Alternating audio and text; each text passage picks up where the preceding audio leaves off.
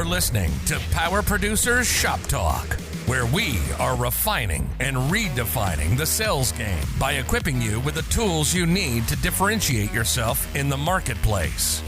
Well, it's like when we audit the mod with Mogic and give them the action items that they're going to use to lower their total cost of risk. Tactical skills that will help you provide deliverable value to your clients and prospects. Technology is not an expense, it's an investment. Look at what Think HR has done for our clients and even our team. It's an amazing product, and I'm so thankful we have that. And action items that you can provide to take your prospects and clients to the next level. Things are changing for us in 2021. Not all big business anymore. Now that we have CoverWallet on our team, it's amazing that we're going to be able to write small business profitably. This is Power Producer Shop Talk.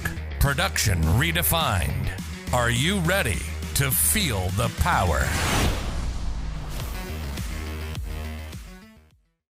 What's up, everybody? Welcome to Power Producer Shop Talk. And we are going through a little bit of a revamp here because, well, let's just say Kyle hasn't been on Shop Talk in like 6 months. And it's not his fault. He's a victim of circumstance. We had to change where we're recording, when we're recording, and all of that. We just don't have enough time to do Shop Talk and regular episodes when he's at the Valrico office here on Mondays. So I've been trying to fill in solo as best I can, but then I run out of things to talk about. It's so much easier when you are dealing with somebody else on the podcast. So we have our very own Abby O'Brien, who is the risk management practice leader here at Florida Risk Partners. And we're going to talk shop about things we're doing at Florida Risk Partners that you will then be able to take out, if you so choose, and implement where you're at. So what's up, Abby? Hello. Nice to finally be on the podcast. Yeah, there you go. So we should have done a full-length episode first, but for everybody who hasn't heard about who you are or what you're doing, why don't you just give them kind of the background story of how you got into the role that you're in right now? So I worked for Florida Risk Partners last year as an intern, kind of got my feet wet with seeing what Florida Risk Partner was all about. Then I went back to school, got my master's, came back, and I was lucky enough to convince and persuade. Don't know who did more convincing or persuading, David or myself, but we put this role together with the idea that we wanted to get our policyholders to really use the platforms that we have to overall decrease their total cost of risk. There's 4 different platforms that we're using right now, and well, hold on a second. We'll get into that in a minute, but I want to be very, very clear on something. My ability to get you to come to work at Florida Risk Partners post-graduation may be one of my best long-tail sales cycles of all time, because it was not an accident. It was 100% calculated. So for everybody out there, the way that I went about this was, number one, when Abby interned for us, she did an awesome job. Absolutely outstanding. Knew that she was somebody that I would love to have join our team should that opportunity arise. And so I made it a mission to make that opportunity arise by setting my clock so that I knew, or calendar rather, so I had an invite for when I knew she would likely be getting courted by potential suitors in the insurance industry. So when my Outlook reminder went off, it was roughly late January, early February. I just shot Abby a message quick and I said, hey, got an idea I'm thinking about trying, wanted to bounce it off of you. If you've got a few minutes, let me know if you're available. Now, she had tried to give me back her laptop when she left as an intern. I'm like, nah, just take it. You're going to need it moving forward. And I'll never forget this, because the last thing she said to me is, don't think you're going to be using any of that psychological stuff I've heard you talking about all summer to get me to make a decision, at which point I decided now it's a challenge. So I set my alarm and I called her, and we ended up talking in February. I said, I'm thinking about creating a role for the agency. It's not something that exists right now, but I think it's something that we need, because we have all these tools that we use, whether it be Mineral or KPA or Zenjuries or Lost Runs Pro or just literally all of the tech that we talk about on the podcast. I'm not talking about that stuff because they pay me money. They don't. They don't pay me a dime for me to talk about them on the podcast. We actually use the products that we mention on the show. And so I really feel like if I had somebody that could be a liaison between our tech stack and our clients and prospects, that the utilization rate would go through the roof, the loss runs and the loss ratio would drop like a rock. We're writing better and more profitable business for our carriers. The clients are performing better, and we're getting maximum contingency bonus when all of these things are clicking. So she's like, wow, that's an interesting role. And I said, yeah, do you know anybody that'd be graduating that you think would be interested in doing something like that? I know you're in the risk management school up there, and I would imagine you've got some friends that are probably starting to look.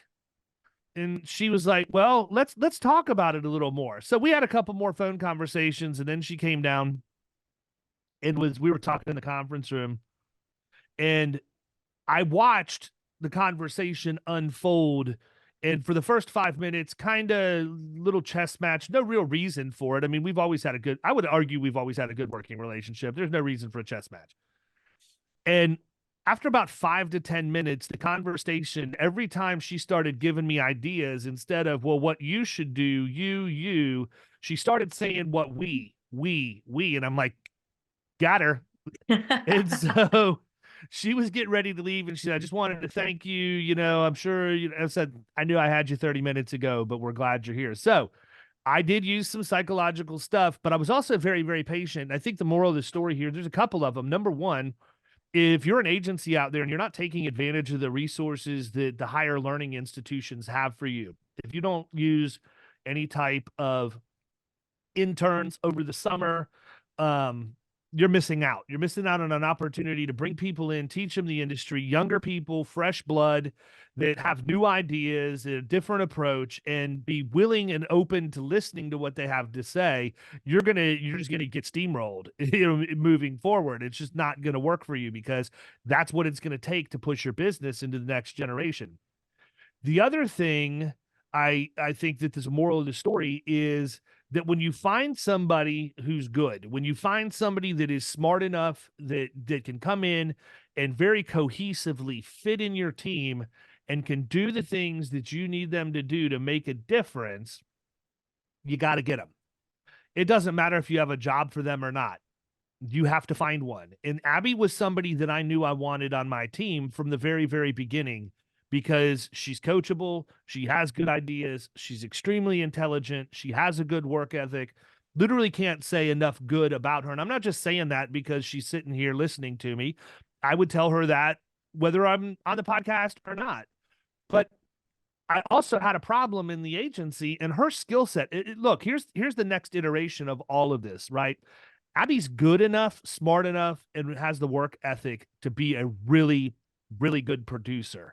Abby doesn't want that risk in her life right now. She doesn't trust herself, her knowledge, processes, or anything, which is why we created this role. At some point, she may decide, this isn't what I want to do anymore. I want to go out, I want to produce, I want to generate new business opportunities or whatever, and I will be ecstatic. But if she never wants to do that, I'm okay with that too, because she's doing really, really well in the role that she's in. And so we created this role, and it's kind of one of those things where she showed up the first day. I wasn't even here. I think I may have been in either Alaska or Germany when you started.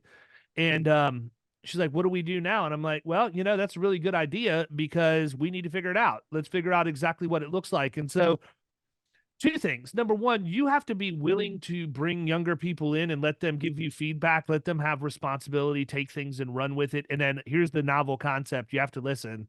You have to be willing to listen to what they have to say, not tell them they're wrong, not tell them you disagree with them. Just simply listen to what the ideas are, because we will learn things from people older, younger, and the same age as us. We just have to shut our mouths and be willing to listen.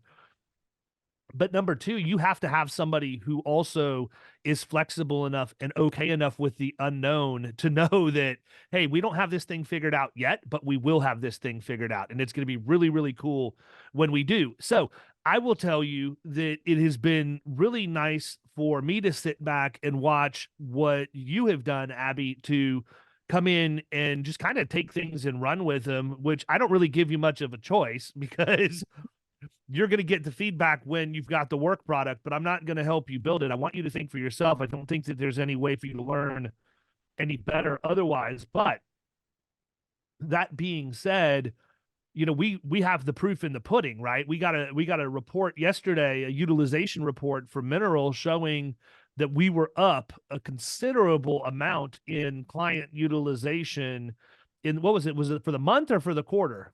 The last quarter. So quarter four. So for the last quarter, and she wasn't even clicking on all cylinders yet. So it is interesting to see that those things are happening. What's going to be even more interesting is to see how that builds quarter after quarter, and then how we're able to tie that back directly to performance of our clients. So all that to say, one of the first things we had to do is like literally just sit down and list out all the tech we have. So talk about that a little bit. So we have about 4 different platforms we're using right now. We have Mineral and KPA, which are kind of similar to each other. KPA is a little more expansive. It's got, I believe, 8 different learning tracks that do different things. There's incident reporting, behavior-based safety. There's lots of different things on there. If you want it to be tracked, it could be tracked on there. There is countless videos that you have access to, workers' comp materials, and then Mineral. The best part about that is that it also has an HR expert. So I am not someone who could say that I have 20 years of life experience, let alone 20 years of HR experience.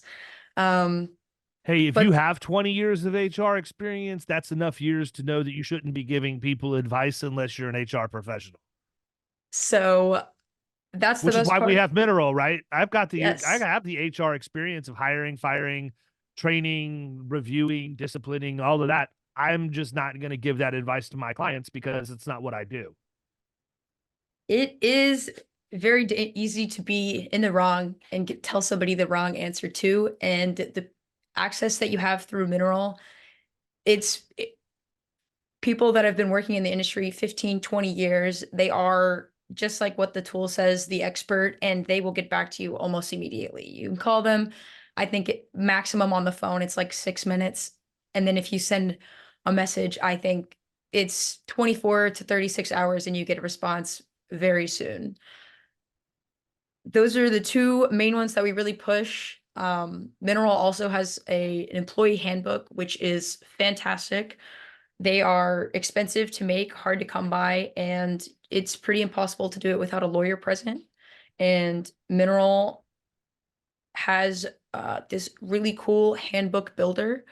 It goes by state, and it gives you all of the different good practice, optional, any type of policy that you think you want to add. And if there's nothing in there that you need, or there's something that you want to add, there's a custom policy that you can create. So it's really like all around very easy, super user friendly. And those are really KPA and Mineral, the main things that we push for those. We also use Zenjuries, which is a workers' comp reporting aid. For people that like any type of dashboard or data representation, it is quite lovely. It connects every single person on a team.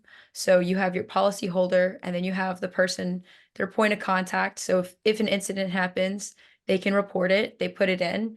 It connects you to a ZenPro user, which is one of the people that work at Zenjuries.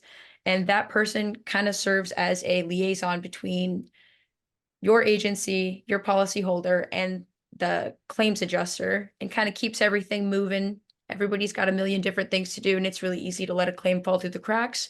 This kind of keeps that from happening because there's always at least one person in the team looking at the updates.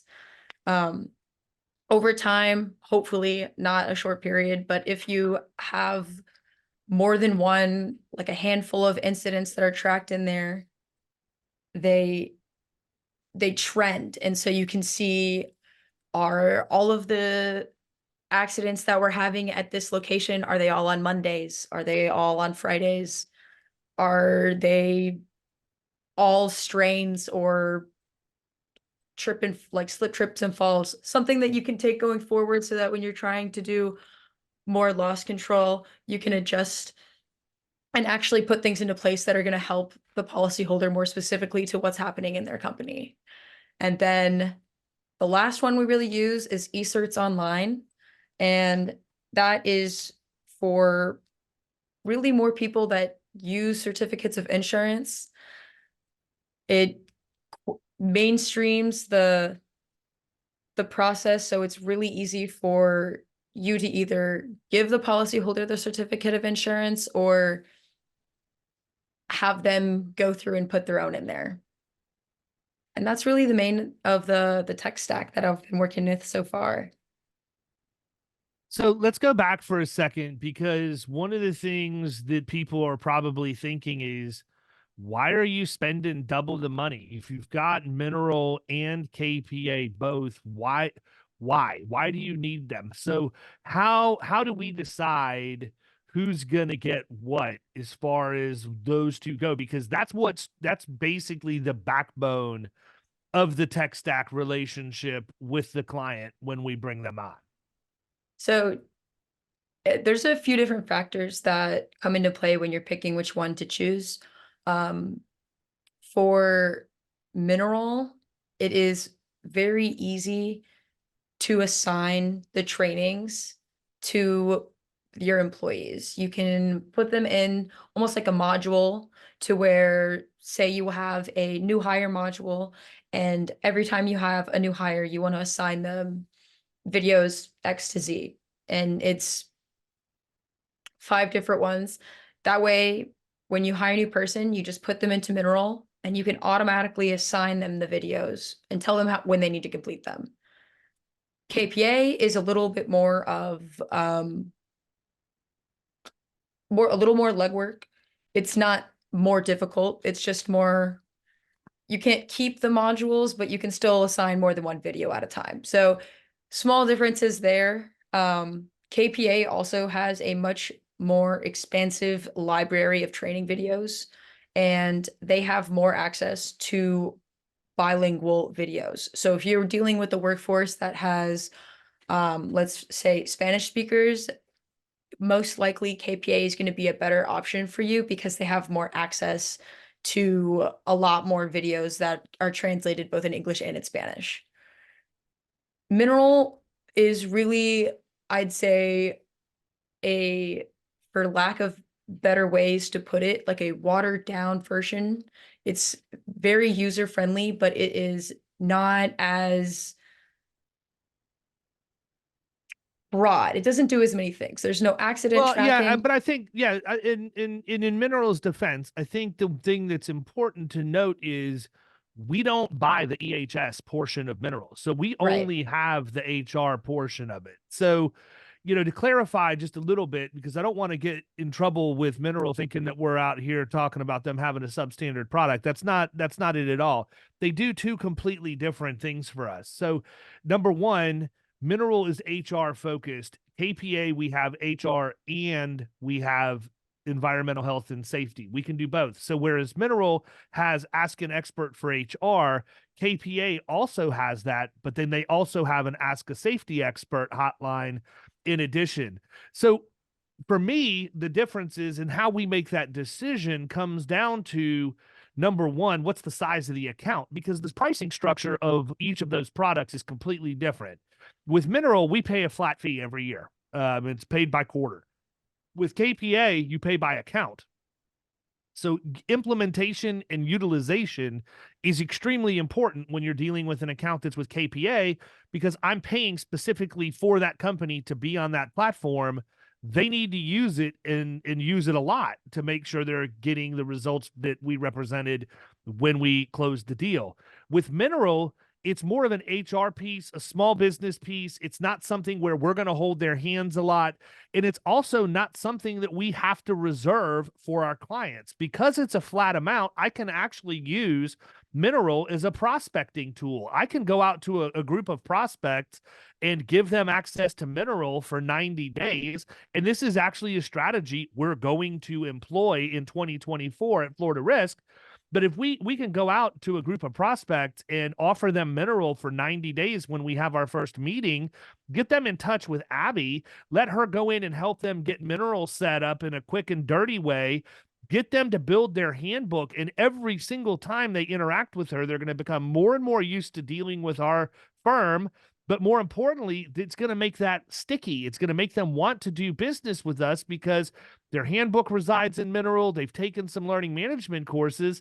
And guess what? At 90 days, when the free trial's over, they've got a couple of choices. I can either charge it and charge for it and sell Mineral if they want to keep it, but leave their insurance relationship intact, or we can talk about what a relationship with Florida Risk Partners is going to look like. And so I like Mineral in that I can have as many people on there as I want, but I like KPA because it's a broader offering based on the modules I chose to buy there. I didn't need to have them on both. I didn't need to have the safety on both. If I'm going to do all my tracking, all my certificate tracking, subcontractor monitoring, and all of that in KPA, then that's where we need to live for that kind of stuff.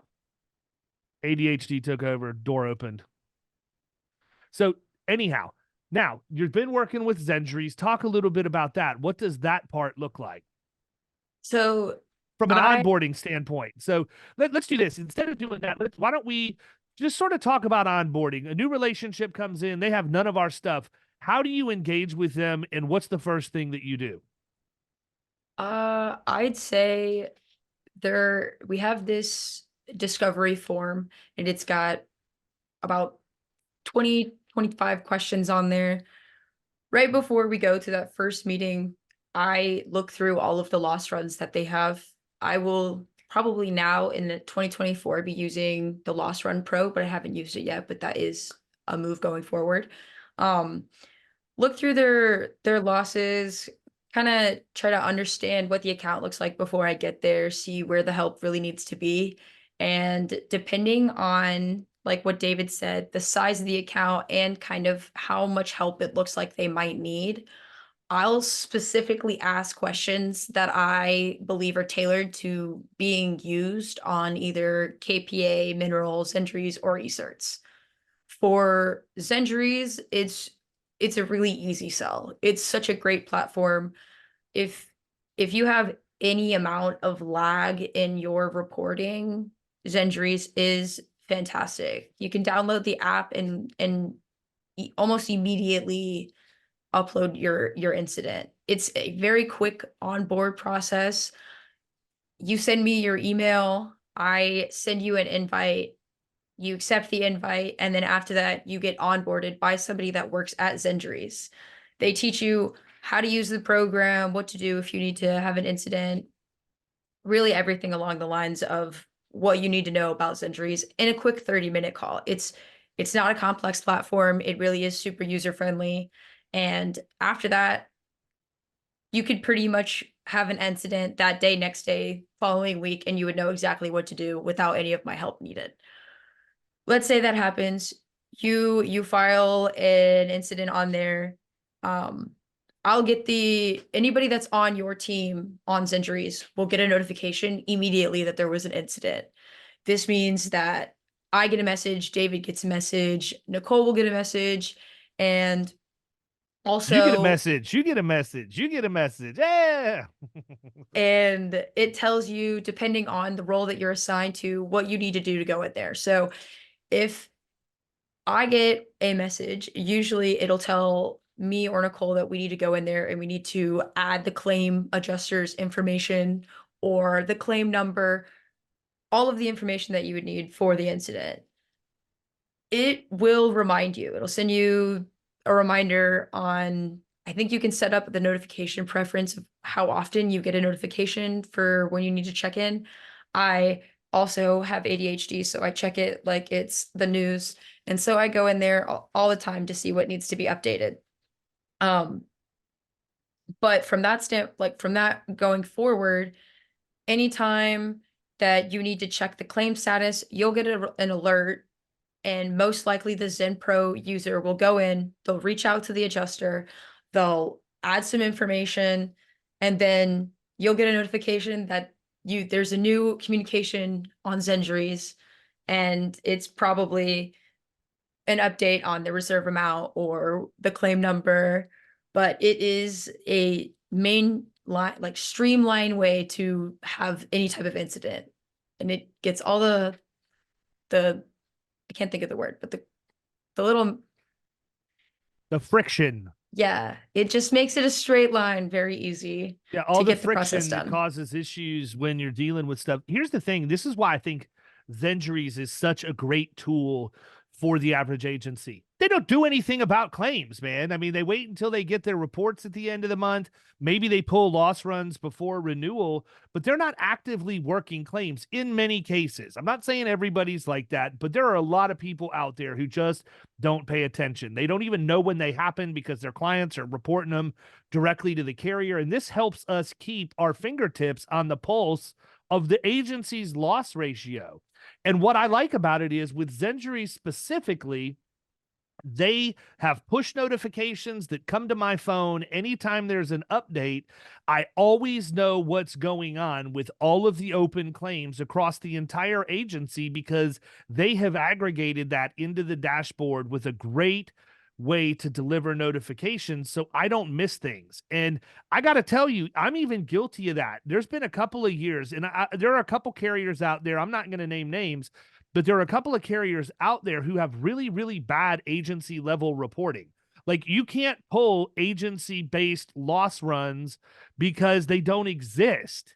These companies, literally, you have to go account by account by account and then search claims and then look at the history. And when you get in there, the notes and everything else are amazing, but I don't have a high level overview. And I had a couple years ago, I had a claim that I found out was like $400,000 and I didn't even know it had happened. Now, it was a company that I had gotten rid of. We had terminated our relationship with them. They were not a good account, so it's not a surprise, but they had a claim and it was a crazy claim. It was a dude that was a subcontractor for them. He was going in on a Monday morning to fill out his paperwork and become an employee. He was not an employee, but he was going to become an employee and fill out his paperwork. He was on a motorcycle. He got hit. He was on life support in the hospital. He was not going to come back and make it. And the insurance carrier came back and they covered the claim and they said, because he had a history of being a sub for you and because you're the only company he worked with and because you told him when to be here and he was following your directions, we have to cover this claim. I'm like, you've got to be kidding me. At what point does it stop? You know, if I just decide I'm going to go to Publix and put in a job application, you know, if I go over there and somebody hits me when I'm walking across the parking lot, is that workers' comp? Because I'm not hired. I'm not an employee yet. So I didn't really, I understand all the gray area with subs and all that, but it was a surprise. But the thing that irritated me more than anything else was I had to dig to find that. That had a direct effect on the agency's profit sharing. And I wouldn't have known unless I just was nosy and bored one day and happened to poke around enough on the computer to find some stuff that I could use to keep me busy, like this horrible claim. So that being said, I love the fact Zenjuries is there for that reason. I don't ever have to worry. And if for some reason I don't get a push notification, which sometimes that happens, I'll go a few days and not have one. I'll go in and make sure I'm still logged into my phone because I don't want to be not logged in and miss a notification. So it's been a great tool. Pricing on it's fantastic. If you're looking for a way to stay on top of claims in your agency, in all seriousness, reach out to my guy, Jess Dantes at Zenjuries. He's absolutely a wizard at workers' comp, and he has built an amazing product that continues to get better. So the other one I think that is kind of a sleeper in all of this is Loss Runs Pro. I think Loss Run Pro is a huge tool for agencies that are working in risk management type middle market accounts, because with Loss Runs Pro, you can actually set up reminders and automations to go and request loss runs at specific times throughout the course of the year. Now, I understand that we can go in and do this at any given time in our systems, but what happens for the years where those people weren't our client? What happens when they weren't our insured and we don't even have that carrier, for example, to get the loss runs? We can go in, set up a template in Loss Runs Pro to request the loss runs, and then from there, everything just kind of happens, right? I mean, and so that's the beauty of it. For Abby, she can go in on an account by account basis when she onboards a new account, and she can set up the Loss Run Pro to do exactly what she needs it to do and set it and forget it for the rest of the year. Then when the time comes, she'll have a reminder in the CRM, I'm sure, but the time comes, she'll know to look for that, and she should have the loss run so that she's able to do her quarterly claims review or whatever else. I've also challenged her to use the agency level loss runs, but then drill down once a month in our sales meetings, because it's something the other producers need to be involved in as well. One of the things that I let get a little bit out of hand during COVID was making sure that we're staying inside of our ideal prospects and that we're only writing the accounts that are going to be willing to adopt the risk management services and they truly want to get better. The only way for me to course correct that is get producer buy-in that they have to pay attention to what's going on in claims. And the only way we're going to be able to do that is to have them hear about it in sales meeting and then also get them set up on Zenjury so that the producer's